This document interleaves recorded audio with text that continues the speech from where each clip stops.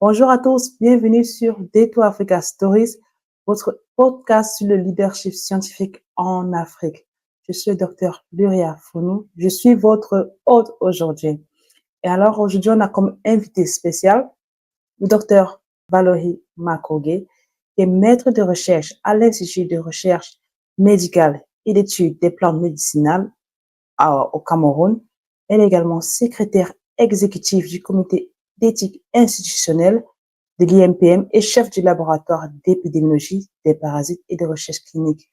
Elle est une chercheuse talentueuse avec un palmarès qui fait rêver et qui inspire beaucoup de jeunes en Afrique et même dans le monde.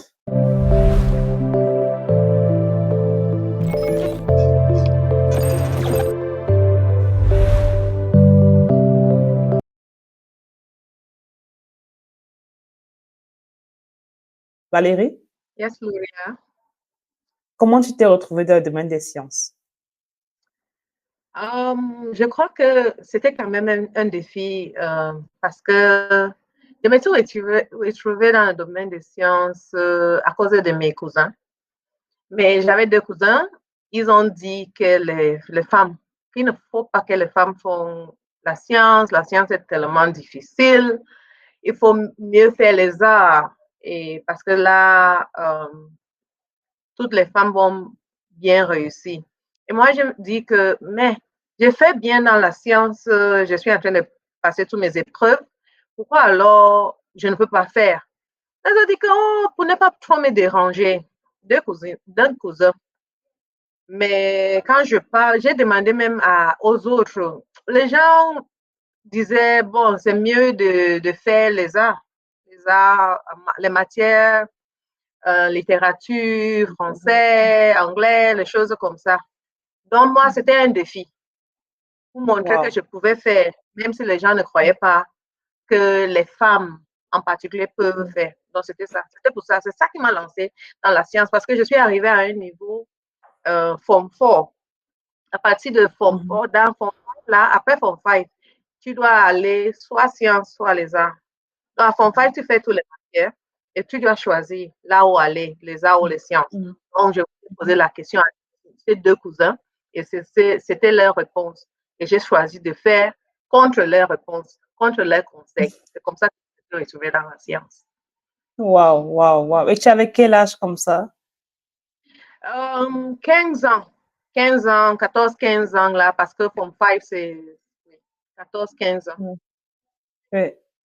Et est-ce que tes parents t'ont encouragé à faire cette filière scientifique ou alors ils Pour étaient aussi contre? mes parents, mon père en particulier, il m'a beaucoup encouragé. Pour lui, c'est ce que tu veux faire. Je ne lui ai même pas demandé son avis. Pour lui, là, Oui. et tout au long de ma vie scolaire, lui, c'est ce que je voulais.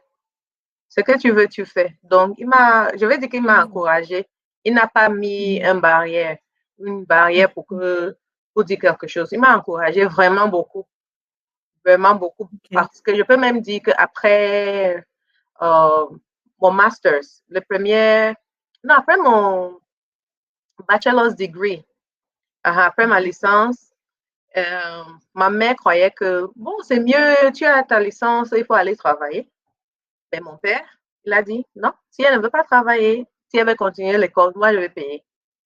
Et c'est pas toi qui payes, moi, je vais payer. Donc, il m'a encouragé de faire tout ce que je voulais. Et il avait tellement une confiance en moi que je pouvais dire qu'on a l'école à 22 heures. Il m'a dit que, OK, allez-y. Parce qu'il croyait en tout ce que je disais. J'étais quand même un peu sérieuse. Wow. Donc, très jeune, très tôt, tu as eu une sorte de challenge qui t'est posé par tes cousins. Tu décides à 15 ans de faire à l'opposé de ce qu'ils t'ont proposé parce que tu te dis, tu peux y arriver, tu crois en tes capacités et tu sors de ta zone de confort et tu vas carrément dans la gueule du loup, si on peut dire ça ainsi, d'après tes Oui, cousins. Mais tu as quand même derrière toi ton papa qui t'encourage, qui est comme ton premier mentor en vrai. oui, Wow, c'est vrai. exactement. Oui. Mais beaucoup de jeunes n'ont pas souvent cette chance-là. Beaucoup de jeunes, à 15 ans, on va leur dire ça, ils vont justement partir dans la filière des arts. Qu'est-ce qui t'a fait avoir ce courage-là? Qu'est-ce qui t'a poussé? Qu'est-ce qui était en toi qui brûlait, qui t'a dit non, non, non, pourquoi est-ce qu'ils me disent de faire ça? Il faut que je parte plutôt faire les sciences. Je crois que parce que je passais dans toutes les matières. Donc, ce n'était pas que je n'étais pas bonne en art et mauvais dans l'autre. Donc, je passais dans toutes les matières. Si je pouvais faire même les deux là, ça aurait été bien parce que j'ai beaucoup aimé la littérature.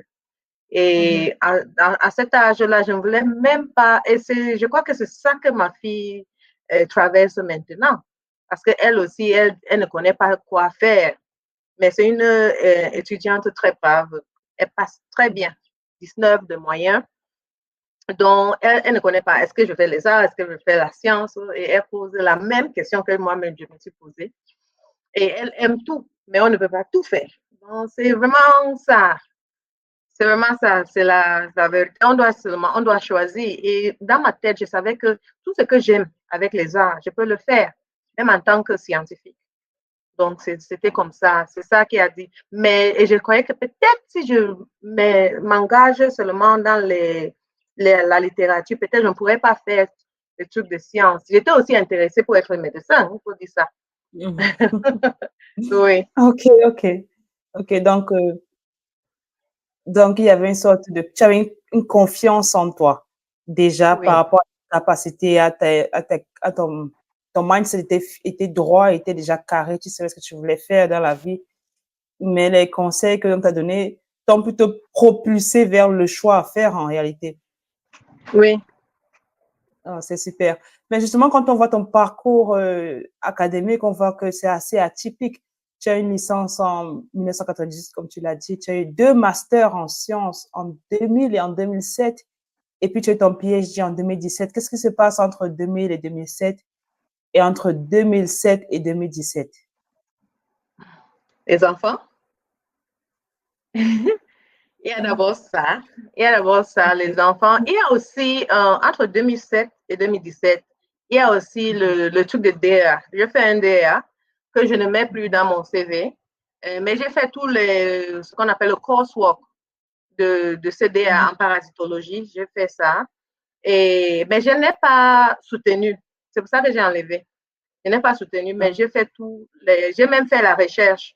Quand c'était le moment de soutenir, j'ai eu la bourse pour faire l'autre master aux Pays-Bas, dont j'ai laissé et je suis partie. C'était ça. Ah, d'accord. Et oui, pour les masters. Et pour le 2007 à 2017, non, j'ai commencé mon PhD en 2012. OK. Mais avant 2012, j'ai eu 2 enfants encore. Donc, c'est ça qui a aussi un peu freiné. Oui, mais j'ai commencé en 2012 et j'ai fini en 2017. Et aux Pays-Bas, toujours. Et le PhD là-bas, c'est 4 ans. Donc, j'ai fait tous les 4 ans et j'ai soutenu l'année après les 4 ans. OK. Donc, comme toutes les femmes en fait, tu es scientifique, mais tu es aussi une femme. Donc, tu as eu les carrières break, comme on dit, dû à la Oui. maternité. Tu devais soigner tes enfants. Et comment Oui. ça s'est passé justement avec la recherche, la carrière? Comment tu as géré la maternité, la famille? Ce n'était pas facile, mais j'ai eu beaucoup de support, les gens qui me soutenaient. Donc, en particulier, j'ai un mari qui n'était pas un obstacle, qui m'a soutenu parce que c'est lui qui est resté avec les enfants pendant tous mes parcours, mes voyages, parce que j'ai fréquenté le master était aux Pays-Bas, le PhD était aux Pays-Bas. Donc, depuis 2005 en 2017, c'était entre le Cameroun et le Pays-Bas. Parce que quand j'ai fini mon master aussi en 2007 aux Pays-Bas, j'ai eu un grant pour ceux qui ont bien travaillé au niveau master pour revenir travailler faire un article de leurs travaux de master. Donc ça aussi, c'est quelque chose que j'ai fait. Et pendant tout ce temps, les enfants étaient ici au Cameroun, les enfants étaient avec mon mari, donc c'était ça. Ce n'était pas facile.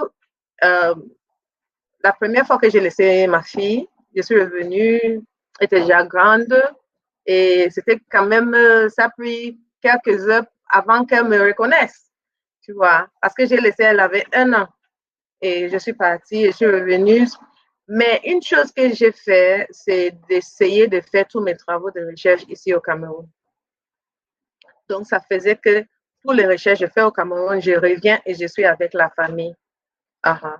Donc, entre le master et le PhD, j'ai eu 2 enfants. Donc, ça a freiné un peu le parcours pour faire le PhD.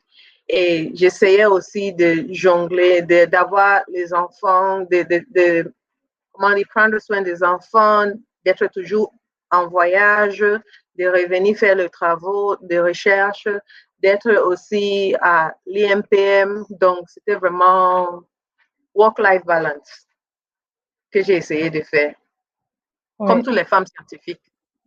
oui, en fait, parce que tu as quand même, la famille a payé le prix, tu as payé le prix, mais c'était pour un but précis parce que il fallait que tu accomplisses d'abord l'acquisition des diplômes et ensuite que tu progresses dans ta carrière, que tu réussisses à réaliser ton Oui. rêve professionnel.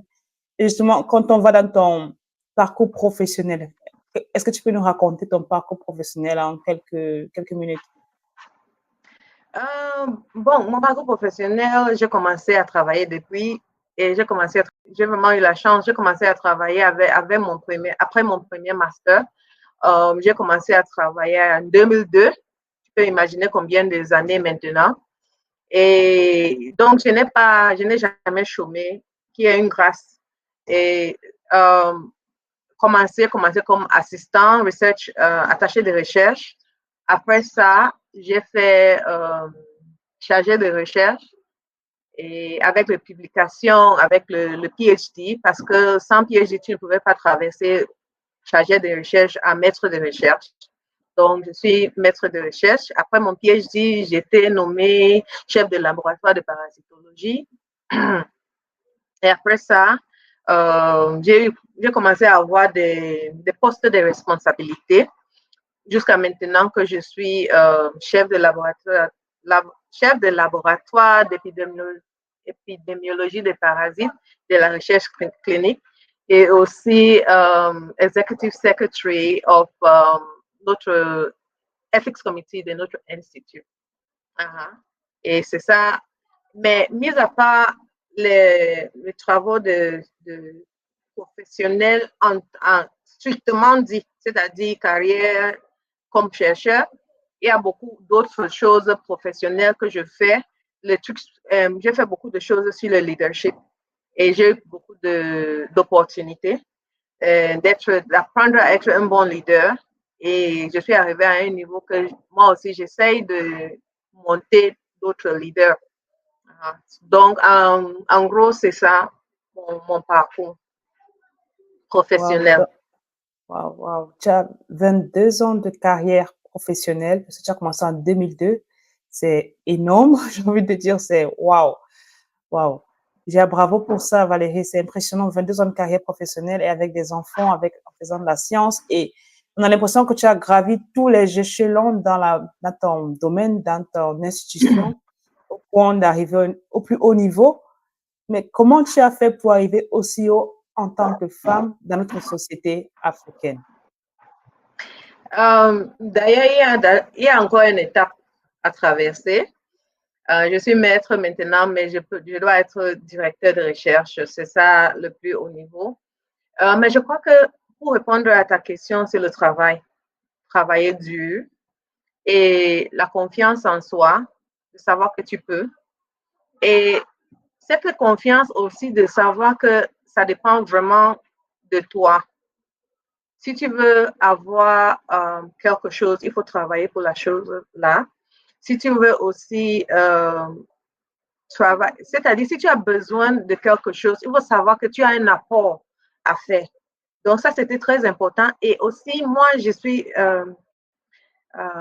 comment on dit, j'ai l'excellence. C'est-à-dire, je veux que tout ce que je fais soit excellent.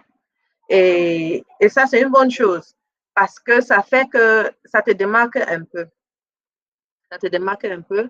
Quand tu veux faire quelque chose, tu veux que ça soit quelque chose de qualité, de bonne qualité, même la recherche, même les publications, même les présentations quand tu fais, même le travail que tu fais. Il faut cette excellence-là. Donc, on cherche l'excellence et il faut avoir confiance. C'est ça qui a fait. OK. Donc, en fait, la confiance en soi, travail dur, excellence, mais surtout, tu reviens beaucoup avec quelque chose qui est, je pense, lié à ce que ton père te disait. Tu peux tout accomplir. Et tant que tu comprends que tu peux tout accomplir, tu dois aussi comprendre que tu dois payer le prix pour y arriver. C'est-à-dire, Exactement. tu dois fournir des efforts. Waouh, c'est un message Exactement. tellement Tu dois puissant le que, faire. et justement, nos jeunes, aujourd'hui, on a l'impression que parfois la jeunesse ne veut tout, mais sans faire des efforts. Est-ce que tu as déjà remarqué ça ou qu'est-ce que tu dis à ces jeunes-là si tu as remarqué? Qu'est-ce que tu penses?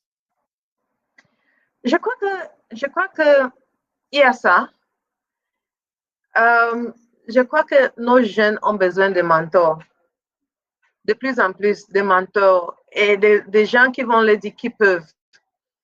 Dans notre société africaine est très, comment dire, hiérarchique. Étant hiérarchique, là, ça prévient souvent quelques jeunes de s'exprimer parce qu'ils ont peur comment ça va être reçu. Et ça fait que les enfants, les jeunes, maintenant, ont peur même de prendre des risques. On peut même de faire des choses qui vont aboutir pour leur bien. Donc, ils ont besoin de mentors. Et la vie facile, la vie facile, c'est quelque chose que, quand c'est trop facile, vraiment, c'est trop facile. On dit en anglais, that when it's too good to be true, it's really too good to be true. Donc, quand c'est trop beau pour être vrai, c'est vraiment trop beau pour être vrai. Il y a des choses que tu ne vois pas à l'œil nu. Et c'est ça que les jeunes doivent savoir, que si tu ne travailles pas, tu ne peux pas aboutir à quelque chose. Il y a une échelle. Et moi, je me suis toujours dit ça, que si je ne travaille pas, il y a d'abord cette base. Si je veux surmonter cette base, si je veux être reconnu comme en haut, en dessous de cette base, il faut que je travaille mieux. En travaillant, tu augmentes les bases, ton échelon, je peux dire. Donc, tu as grandi. Donc, il faut savoir aussi que on ne va pas venir te donner sur un plat que, bon, voilà, aujourd'hui, là, tu es maître de recherche. On ne peut pas venir te donner ça. Ou tu es professeur. On ne peut pas venir te donner ça. Tu dois travailler pour ça. Et si tu ne travailles pas pour ça, si on te donne même, ça n'aurait pas de valeur pour vous, pour tout le monde. Donc, on apprécie quand on travaille. Si on ne travaille pas, c'est comme si tu donnes 1 million à un enfant. Il ne va pas apprécier la valeur de cet argent. Mais s'il travaille quelque chose, tu lui payes. Et tu lui payes bien. Là, il va vraiment aimer ça. Il va apprécier. Ça va avoir une valeur. Il va bien prendre soin de ça. Et c'est pour ça que je dis que nos jeunes ont besoin de mentors. Quels ont été tes plus grands défis justement durant ton ascension dans ton parcours professionnel? Mes plus grands défis.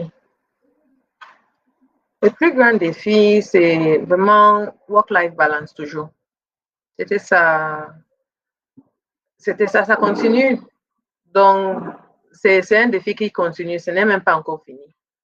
Parce que souvent, en tant que chercheur, en tant que scientifique, on est appelé à voyager beaucoup.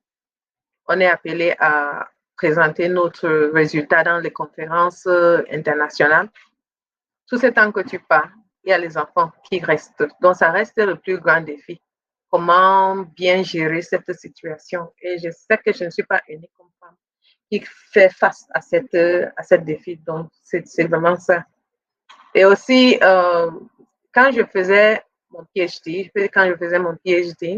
parce que j'étais loin des enfants, donc je pouvais focaliser, c'est-à-dire travailler seulement sur mon PhD, qui n'était pas facile du tout parce que je n'avais pas vraiment de vie. C'était soit bureau,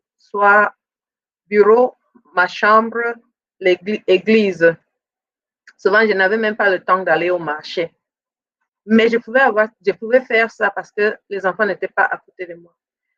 Mais maintenant que je suis revenue, il y a les enfants, tu dois prendre soin de ces enfants aussi. Donc, et voulant toujours avancer dans le carrière, ça reste un défi. Ça reste un défi. Et est-ce que tu as trouvé quelques astuces pour justement t'adapter un peu mieux? Oui, oui, j'ai adapté. Heureusement, mes enfants sont grands maintenant, donc ils ne sont plus les bébés de 1 an, 2 ans, 3 ans qu'ils étaient avant, quand je voyageais. Je les ai appris à être indépendants. Et j'ai appris à ma dernière fille de connaître préparer la nourriture. Je les ai appris comme ça, quand je voyage, je sais que mes enfants vont manger quand même. Ce qui m'aide, c'est la planification. C'est-à-dire qu'on planifie. Avant, quand ils étaient plus petits, il y avait mon mari qui était vraiment présent.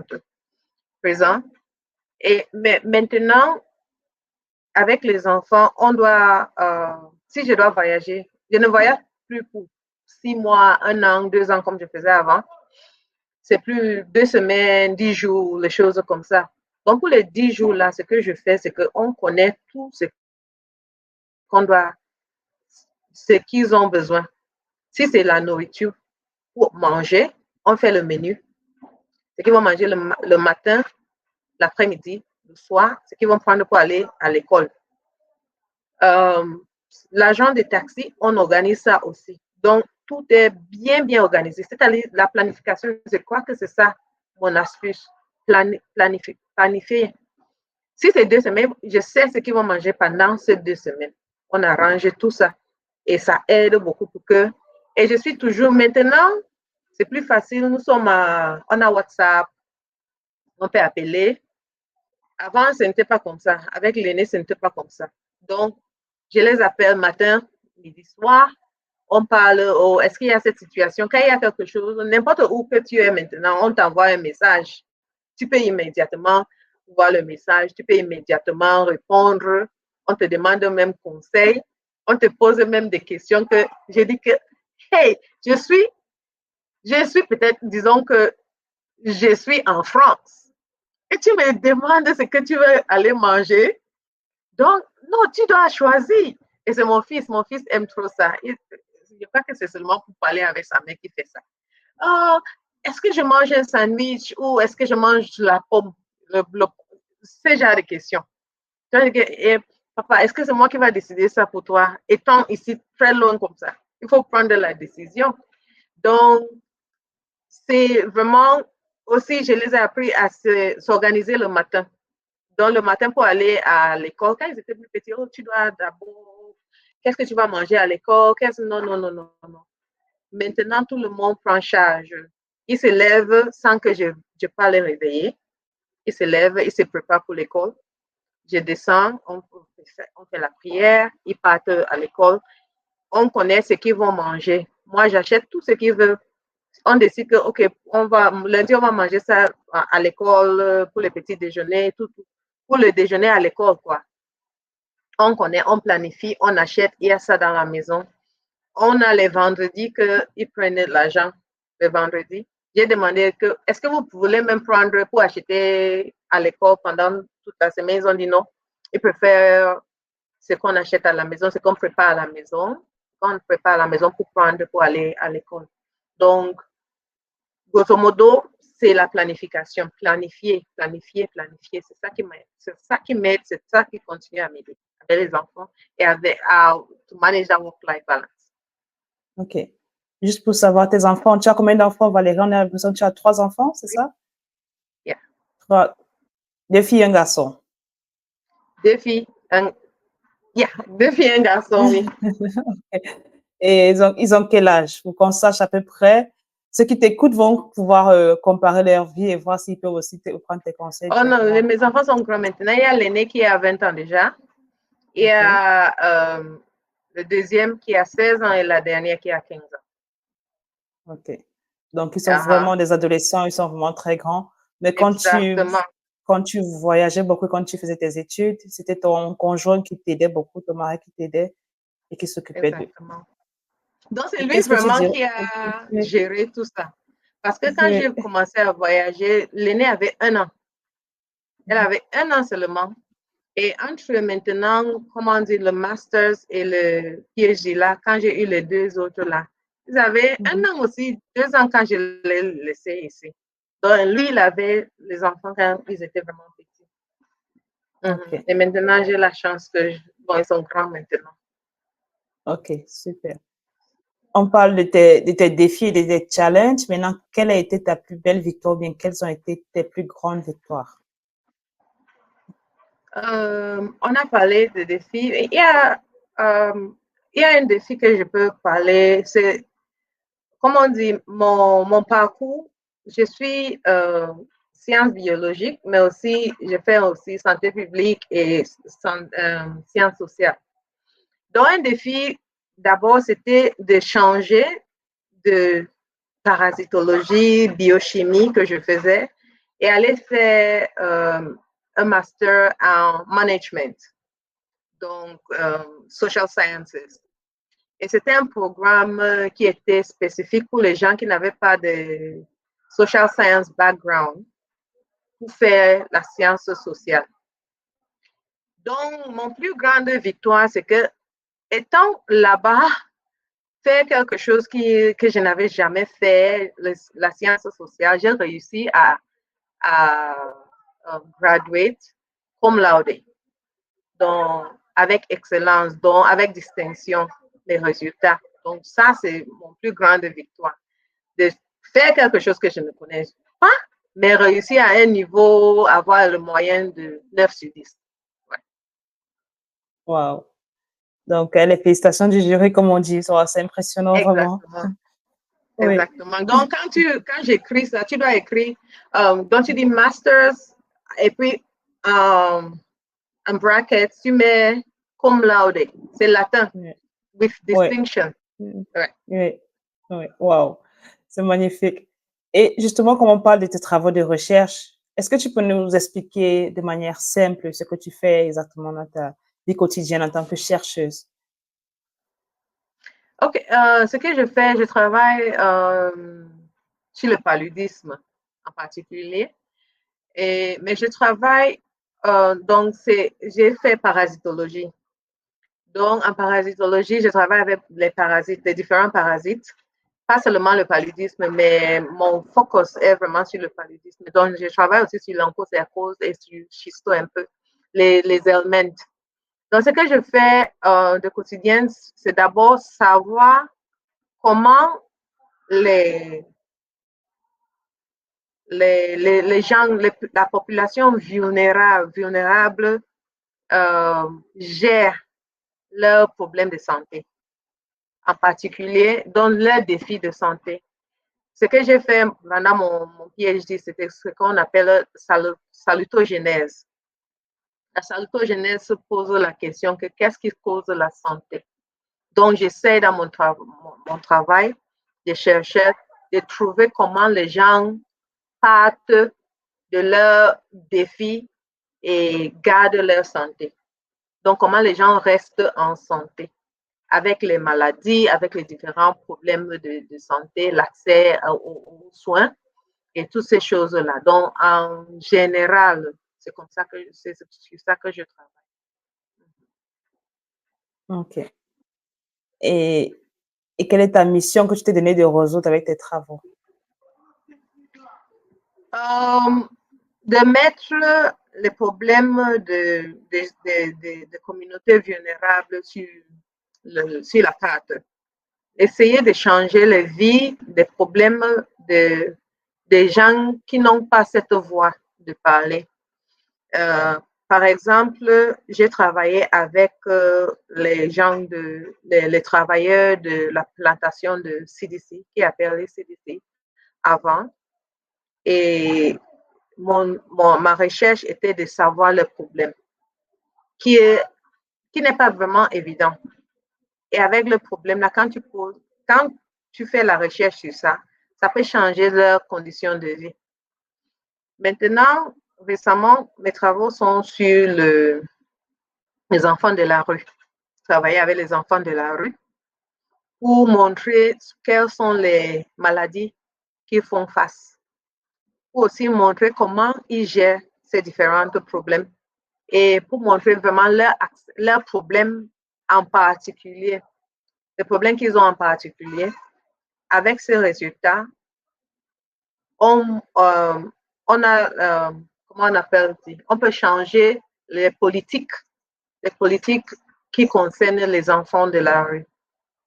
Donc, mes travaux personnels comme chercheur sont souvent pour aider à donner une voix à ces gens qui sont vulnérables.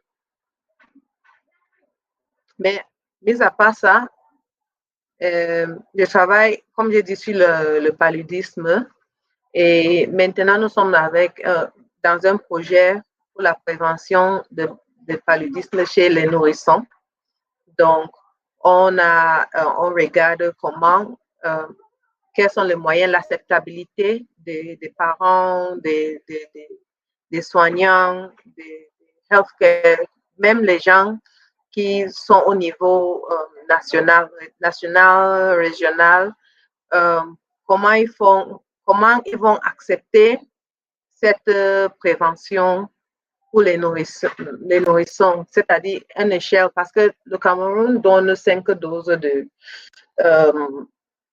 SP, sulfadoxine pyrimétamine pour les enfants, et le projet cherche à augmenter le nombre de doses pour donner à ces enfants. On doit savoir si c'est sustainable et aussi si c'est accepté par la population. C'est ça, qu'on travaille maintenant, même couramment. Tes travaux t'ont valu plusieurs distinctions sur la scène internationale. Est-ce que tu peux nous dire laquelle de ces distinctions, laquelle en particulier, quel prix en particulier tu es la plus fière et pourquoi? Je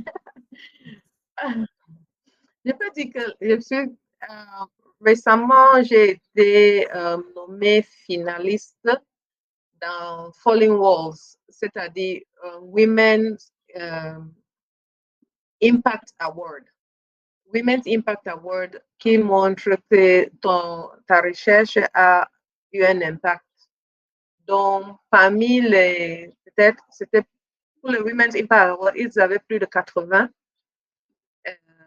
soumissions et j'ai réussi à être parmi les derniers 7. Donc, comme finaliste. Ça, pour moi, je suis fière de ça, même si je n'ai pas eu le breakthrough, parce que ça finissait avec un breakthrough award global, international. Ce n'était même pas camerounais, africain, mais c'était international. Et dans le groupe là de finalistes, j'étais la seule africaine dans le Women's Impact Award. Et je suis très fière de ça parce que ça montre la valeur, et on m'a même écrit ça, ça montre la valeur de la recherche que je fais. Et donc, je suis très fière d'être reconnue comme finaliste de cet award-là. Donc, c'est ça qui me rend vraiment très, très, très fière. De savoir que, et c'était sur les enfants de la rue. C'est pour montrer que cette recherche-là était vraiment pertinente. Oui, waouh. Félicitations Valérie pour cette très, très grande reconnaissance exceptionnelle, sachant d'où tu viens, sachant tout ton parcours de tes cousins qui t'ont dit que tu ne dois pas, tu ne dois pas faire la science. Justement, quand on te voit aller si haut, on se demande qu'est-ce qui se serait passé si tu avais écouté tes cousins. Parce que je dis, tu es un exemple pour beaucoup de jeunes filles, tu es un exemple pour beaucoup d'autres femmes aussi en sciences. Et justement, tu as parlé de ton rôle dans la communauté, dans le leadership. Est-ce que tu pourrais nous en dire plus? Oui, j'ai eu beaucoup de formations dans le leadership. J'ai eu de African Science Leadership, j'ai participé à l'African Science Leadership Program. J'ai continué à participer dans le Towards Leadership Program et j'ai eu aussi le Falling Walls, Women's, they call it what? Science Talent, Female Science Talent Champions. On appelle ça Champions pour Falling Walls, qu'on continue toujours à faire.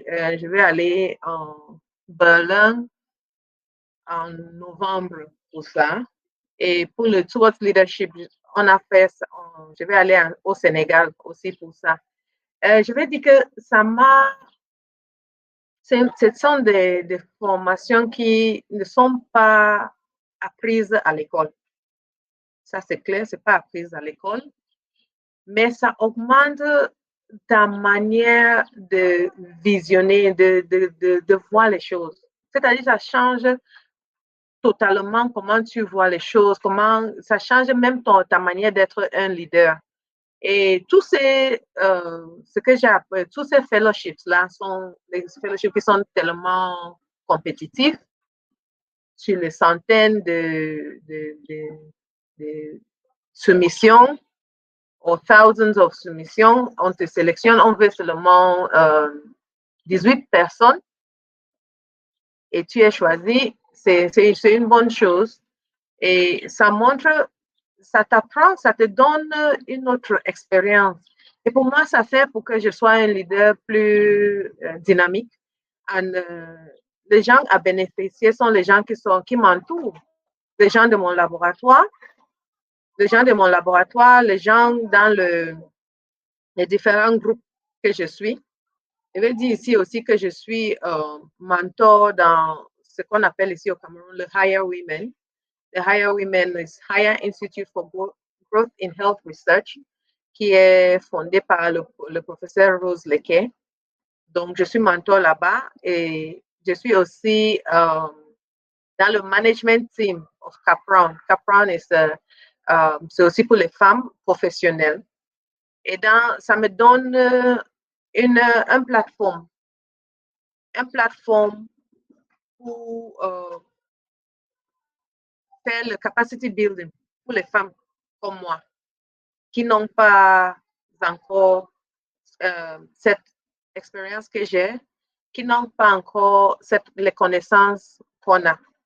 Seulement hier, on a fait un atelier avec les femmes de Capron et j'ai présenté sur le goal setting, writing goal setting. Comment prendre le temps pour écrire comme chercheur, comme académique, nos papiers, nos articles. En juillet, j'ai organisé ce qu'on appelle Women in Research and Academia Science Leadership Program Workshop. Donc, c'était un atelier de capacity building avec des femmes du Cameroun. On a eu même beaucoup de femmes ont souscrit, ont demandé de faire partie de ça depuis les différents pays, Nigeria, Uganda, Tanzanie. Mais on n'avait pas le financement d'amener toutes ces femmes ici au Cameroun. Donc, on a fait avec les femmes du Cameroun, les femmes camerounaises, les scientifiques camerounaises et c'était un grant que j'avais eu avec un collègue à Boya. Donc, on a essayé d'impacter ce qu'on a appris. On nous a formés à ces femmes-là. On a eu 2 jours de cette formation. Donc, c'est ça qu'on essaye de renforcer les capacités des autres. Et comme membre de CASE, que tu connais, on essaie toujours de renforcer les capacités des plus jeunes. Donc, c'est ça. Wow, c'est magnifique. Donc, tu es membre de plusieurs associations qui œuvrent en sciences, qui œuvrent pour les femmes. Et avec tes cours de leadership que tu as eu à prendre, tu réussis maintenant à te placer au devant de la scène comme ce mentor que tu as décrit au début. Mais cette fois-ci, pour conseiller les gens à aller faire la science et leur dire qu'elles peuvent faire la science et qu'elles ont le droit de croire en elles pour ne pas avoir les conseillers à côté qui viennent les détruire les rêves potentiellement. C'est magnifique. Oui. C'est magnifique, Valérie. Justement, revenons au rôle de la femme en sciences. Quel est le rôle de la femme en sciences? Quel est le rôle de la femme africaine en sciences? La femme africaine, le rôle de la femme africaine en sciences. Quand on regarde même maintenant, on voit que les femmes scientifiques peuvent d'abord tirer d'autres femmes vers la science, donc être mentor. C'est quelque chose qui n'est pas donné. Il y a moins de mentors que les femmes qui ont besoin de mentors, si tu veux, si je peux m'exprimer comme ça. Donc, le rôle de la femme en sciences, c'est d'abord être un exemple pour d'autres femmes. Et aussi réussir dans sa carrière pour donner l'espoir à ceux qui la regardent de différents endroits. Par exemple, si une femme, quand on regarde les femmes, si on regarde même les choses comme ce qui se passe même maintenant aux États-Unis, Kamala Harris, une femme, une petite fille noire va voir que, hey, quelqu'un qui est noir comme moi peut être présidente ou peut décider à courir pour être présidente. Et ça lui donne cet espoir. Pour nous, la femme scientifique peut faire, elle n'a pas de rôle, comment on dit, elle peut faire la science comme les hommes peuvent faire la science. Elle peut avoir des breakthroughs comme les hommes peuvent avoir les breakthroughs. Ça, à ce niveau-là, on a toute cette capacité de faire. Mais la femme, en plus de ça, doit être un exemple pour les autres femmes qui, peut-être comme moi, ont été dit que tu ne peux pas faire la science. Qui, peut-être comme moi, sont non pas des gens qui peuvent conseiller, donner les bons conseils à cette femme-là. Donc, la femme a cette rôle à faire. Être un bon exemple pour les autres femmes, travailler dur et réussir pour donner l'espoir aux autres femmes aussi de savoir qu'elles peuvent aussi réussir. Ok, donc en gros, ce que tu dis, c'est que la femme, en particulier la femme africaine, en sciences, doit briller parce qu'elle peut accomplir tout ce que les autres peuvent faire. Elle a le devoir de briller pour elle, pour la communauté, mais également pour les autres femmes qui ont perdu la confiance en elles ou qui n'ont pas de confiance en elles, mais également parce que le fait d'avoir plus de femmes visibles permet à d'autres femmes aussi à être plus nombreuses aussi, à plus impacter le monde par la suite. Oui. C'est ça? Magnifique. Oui, et en croire en elles aussi. Ça veut qu'elles peuvent aussi. Si une femme a fait, je peux le faire. Exactement. Et donc, d'après des données récentes de l'UNICEF, l'Afrique a quand même la plus grande proportion de femmes diplômées en STEM, c'est-à-dire sciences, technologies, ingénierie, mathématiques, avec plus de 47% de femmes diplômées en Afrique. Mais seulement malgré ce record historique dans le monde, les femmes sont sous-représentées dans les carrières en STEM. Quelles en sont les raisons selon toi? Les stéréotypes. Les stéréotypes. Il y a certains jobs, boulots, que les femmes ne vont pas donner aux femmes. Il y a certains endroits, et j'ai même répondu à cette question-là pendant notre atelier pour les femmes.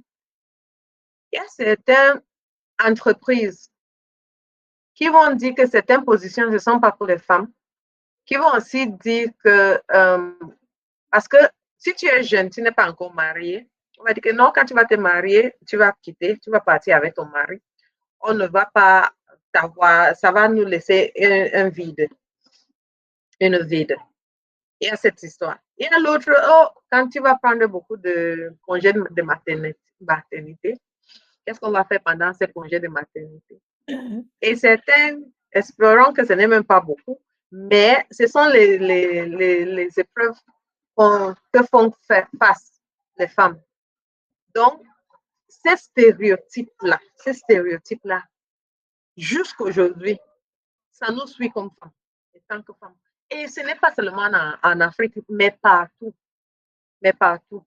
Nous ne sommes pas bien représentés. Il y a les gens qui ne veulent pas voter pour Kamala Harris, par exemple, parce qu'elle est femme.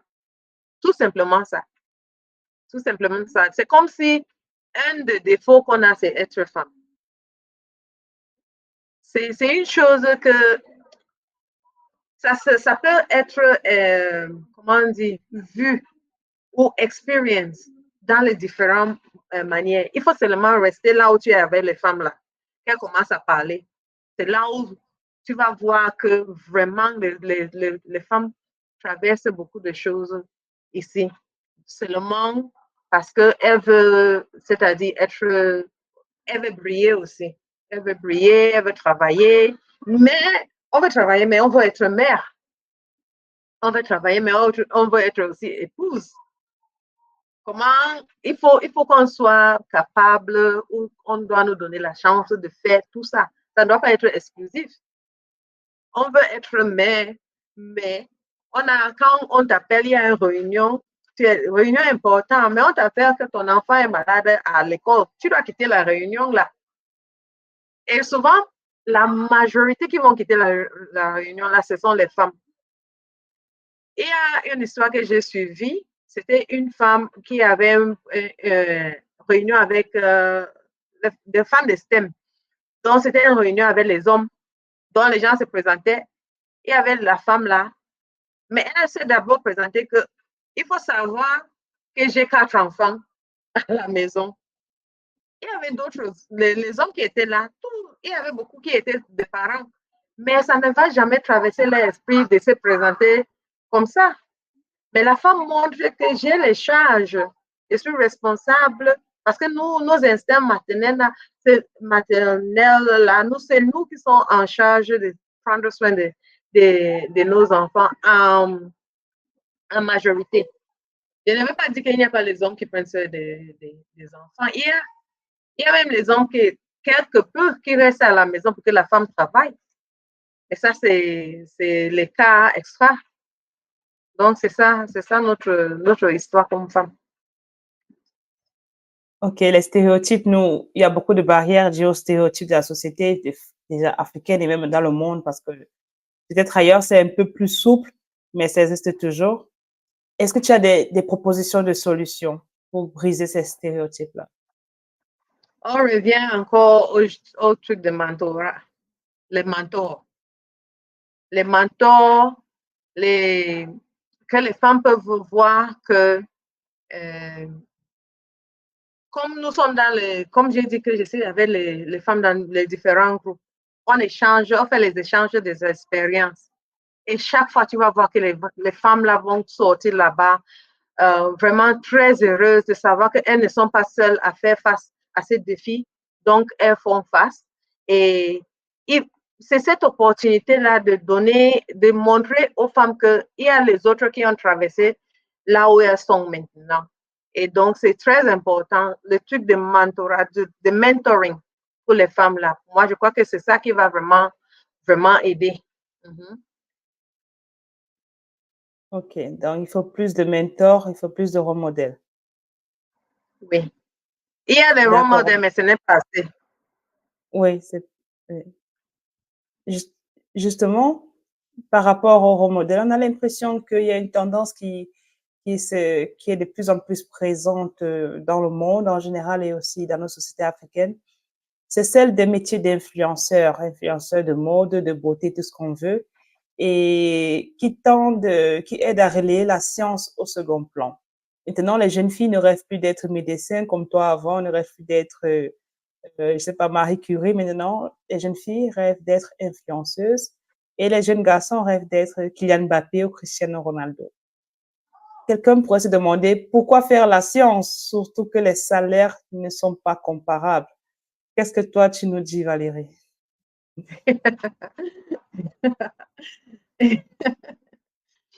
C'est une réalité que tu dis là, c'est une réalité. Vraiment, c'est une réalité. Pourquoi faire la science? Parce que la science est tellement importante. Because la science, c'est à cause de la science qu'on a progressé dans la médecine, par exemple. C'est à cause de la science qu'on a les téléphones maintenant, on a WhatsApp, on a tout ça.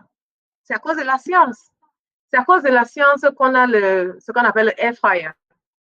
C'est à cause de la science qu'on a les bâtiments. C'est à cause de la science. Donc, c'est-à-dire, pour progresser dans nos vies, il faut la science. Et pourquoi faire la science? Parce que tu veux aussi faire ta part, c'est-à-dire, tu veux faire ta contribution pour l'amélioration de la vie de l'être humain. C'est pour ça qu'il faut faire la science. Il faut faire ta contribution de l'amélioration de la vie de l'être humain. Oui, mais tout le monde a un projet Mbappé actuellement. Tous les parents qui accouchent des enfants aujourd'hui, ils ont toujours un enfant. Ils disent non, non, ça, ce sera mon Kylian Mbappé. On amène l'enfant au stade de foot à 3 ans. Ou alors faire le basket comme Joachim Noah à 2 ans. Parce qu'on veut aussi de l'argent, parce qu'on veut bien faire la science, mais on veut aussi survivre. Qu'est-ce que tu dis à Exactement. ces parents ou à ces jeunes-là? Qu'est-ce qu'on fait dans ce cas? Bon, la vérité, c'est que ce n'est pas tout le monde qui va faire la science. Ce n'est pas tout le monde qui a cette capacité de faire la science.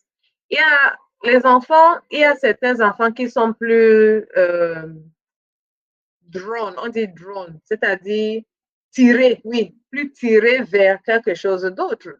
Il y a quelques enfants qui sont tirés vers la musique, vers le football, mais ceux qui peuvent faire la science ne doivent pas dire que, ne doivent pas, c'est-à-dire laisser parce que ça ne donne pas beaucoup d'argent.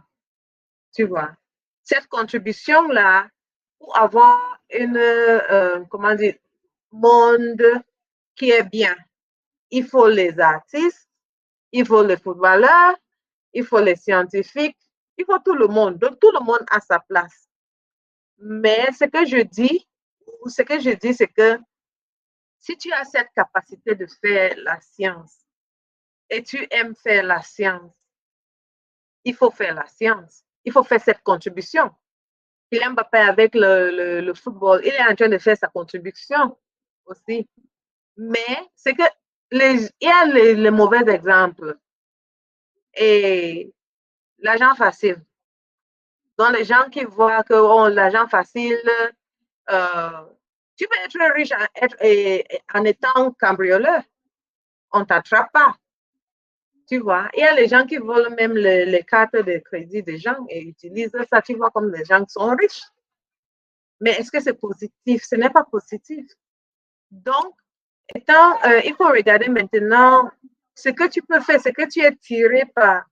Et si c'est la science, ne laisse pas qu'il n'y a pas beaucoup d'argent là-bas. Donc, c'est ce que j'ai dit. Mais tout le monde a sa place. Et c'est très important que tout le monde a sa place pour qu'on ait un monde aussi qui est bien. Tout le monde ne Justement, peut tu pas parles être de... scientifique. Oui, oui. Tu parles de monde qui est bien. Quelle est ta vision pour l'Afrique?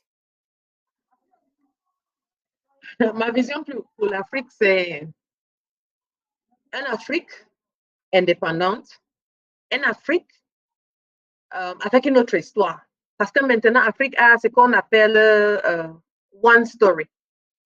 Quand les gens pensent à l'Afrique, ils pensent à la pauvreté, ils pensent aux maladies, ils pensent aux faits manières, aux choses comme ça. Mais l'Afrique est plus que ça. Il y avait une Afrique qui fait son vaccin contre quelque chose comme le Covid. Je veux une Afrique, mon vision pour l'Afrique, c'est une Afrique qui n'a pas besoin de graines de d'autres pays. Parce que nous, on a notre grain. Nous fabriquons, nous cultivons et nous avons le pouvoir de donner autant de nourriture à tout le monde. C'est-à-dire, il n'y a pas de food insecurity en Afrique. Ma vision de l'Afrique, c'est une Afrique qui est indépendante, une Afrique qui peut s'asseoir sur la table. Quand on discute des choses mondiales, l'Afrique est là-bas, bien représentée. C'est pas qu'on va dire le G7, il n'y a pas un pays africain. Le G10, il n'y a pas le pays africain. On décide pour les Africains. Les Africains doivent faire partie de gens qui prennent les décisions pour le monde, les décisions pour l'Afrique. Ça, c'est ma vision de l'Afrique. Merci Valérie. Une Afrique indépendante, une Afrique prospère, une Afrique qui décide. C'est tellement puissant ce que tu dis que j'ai envie de te demander, dans la même lancée, quelles sont les caractéristiques de la jeunesse actuelle pour arriver à cette Afrique-là? Qu'est-ce qu'on doit faire?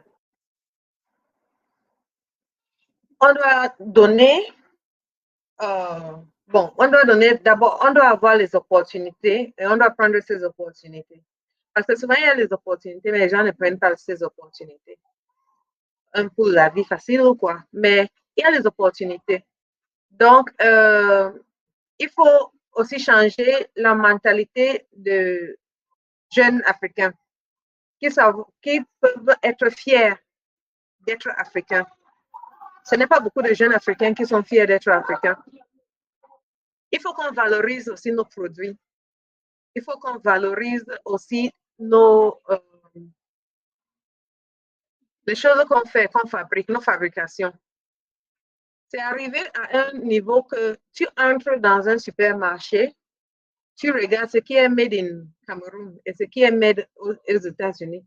La majorité vont prendre ce qui est made aux États-Unis parce qu'on n'a pas confiance en ce qui est made in Cameroun ou ce qui est made dans un autre pays africain. Marché et on voit un made in Cameroun et on voit l'autre chose qui est made in Amérique ou aux États-Unis ou dans un autre pays de l'Ouest. On voit qu'on a la tendance de prendre ce qui est made in USA, par exemple. Mais il faut qu'on commence à valoriser ce qui est made in Cameroun. Et avant de valoriser ce qui est made in Cameroun, il faut que ce qui est made in Cameroun ou ce qui est made in Afrique soit bien. Quand c'est bien, on va prendre. Quand on sait que, quand on exige, comme je disais d'abord que moi j'exige souvent l'excellence, il faut qu'en Afrique, on exige la qualité. Il faut qu'au Cameroun, on exige la qualité. Quand quelque chose n'est pas bon, on enlève, on ne met pas. On ne met pas. On ne va pas acheter quelque chose, tu reviens et puis tu vois que tu ne peux même pas utiliser. Tu vois. Mais le niveau de vie aussi, il faut donner dont je parlais d'abord des opportunités, comprendre les opportunités et qu'on on exige la qualité et on exige l'excellence. Si c'est comme ça, si c'est fait comme ça va faire que les jeunes vont commencer à être fiers de ce qui est africain. Et quand nous sommes fiers de ce qui est africain, on valorise ce qui est africain, les autres vont commencer à valoriser aussi ce qui est africain. Oui. Donc, maintenant, c'est très difficile, mais il faut que ça change. Ok. Et qu'est-ce qui te fait le plus mal quand tu vois la situation de l'Afrique actuellement? Je veux dire la peur d'oser. La peur d'oser. Quand moi, je parle des gens, des Africains, des jeunes Africains, peur d'oser, peur d'essayer, peur de ce que les autres vont dire, peur d'échouer. Pourtant, échouer, c'est ça qui peut te faire avancer de plus en plus. Donc, il y a les gens qui ont peur d'échouer. Quand je regarde maintenant, pour répondre à la question, qu'est-ce qui me fait mal, c'est de voir l'excellence n'est pas valorisée, la médiocrité passe. Quelque chose n'est pas bon, bon, laissons. Ce genre de choses, on laissons. On regarde dans nos villes, par exemple, la saleté, on jette les ordures n'importe où. Parce qu'on peut, si on met, par exemple, les caméras, que tu jettes, tu payes. Si on exige, tu jettes, on t'attend, tu payes. Les gens ne vont pas continuer à jeter. Ils vont chercher les bacs à ordures. Parce qu'il y a les bacs à ordures. Quelqu'un laisse les bacs, il va jeter au sol. Parce qu'il peut. Il peut partir, il peut. Qui est là? Il y a les gens qui ont les maisons à côté de la route. Une personne va passer, il jette ses ordures là-bas. L'autre va venir, il ne va pas dire, et non, c'est pas bon. Il va aussi jeter et ça va devenir une poubelle. Donc, c'est ça qui me fait mal parce qu'on voit des choses qu'on ne doit pas faire et puis ça passe. Et quand on voit aussi la médiocrité et ça passe, comment est-ce qu'on peut espérer compérir avec les grands pays quand on ne peut pas gérer ce genre de petites choses? C'est ça. Ok. Quel est ton message pour la jeune fille qui nous écoute actuellement, qui a 15 ans comme toi il y a je ne sais pas combien d'années? Qu'est-ce que tu lui dis? Beaucoup d'années. Je veux dire, il faut avoir confiance en toi.